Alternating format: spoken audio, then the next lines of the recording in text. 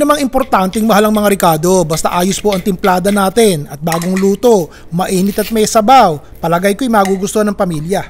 Mantika po, konting bawang, sibuyas, isang katamtamang laki ng sibuyas, kamatis. Magprito po muna tayo ng tortillas. Painit po tayo ng konting mantika. Tsaka po natin iprito itong ating flour tortillas. Nakita nyo ba ito? Ito po yung ginagawa sa tacos. Iwa ko ng maliliit at piprituhin natin yan na para magiging chicharon. Sandali na lamang at hahanguin na po natin. O yun na po yun. Lalagyan ko na po ng tubig. Yun po ay 4 na tasa ng tubig. Lagay ko na po itong ating sariwang mais. Lalagyan ko po ni Re.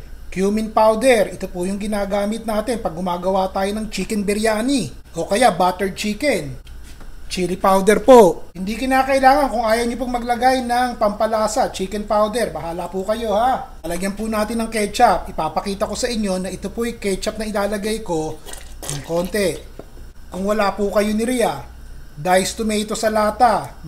Kung wala po kayo ni Ria, parang puro sariwang kamatis at ketchup lamang. Oops. Ayos na po. Haluin po natin sandali yan. Takpan po natin at hayaan natin kumulo. Oh, ito po, kumukulo na po. Tikman nyo na ha. Kung luto na po ba yung ating mga Ricardo, lalo na yung mais. Ilalagay ko na po itong ating wansoy. O kaya naman ay sibuyas na mura. Papatayin ko na po yung apoy. Dapat po din sour cream. Pero ilalagay ko na lang po ang sariwang milk. Fresh milk. Haluin po natin sandali. Naku po. Parang kay sarap-sarap ni Ray. Oh, ilalagay ko na po itong ating lechon manok. Yan. Halo po ng konti. Maglalagay po tayo ng konting keso. Oh, yun.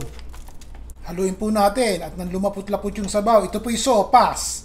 Okay? So, hindi po ito kinakailangang malapot na malapot. Yung keso lamang, pag inilagay nyo sa huli, yun po ipapalaputin ang inyong sopas. O, ganun rin po ang pagsisilbi. Ibang klaseng sopas po iring nakikita nyo. Pwede nyo pong minindal. Pwede rin pong hapunan. Basta masarap.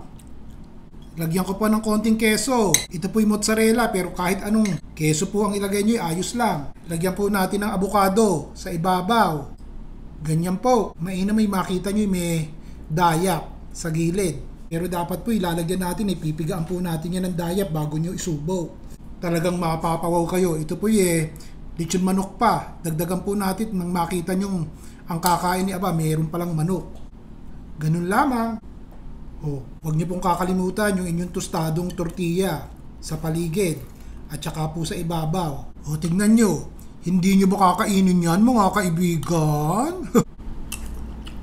Sarap! Kakaibang sopas. Pero ang Ricardo po hindi mahirap hanapin. May mais.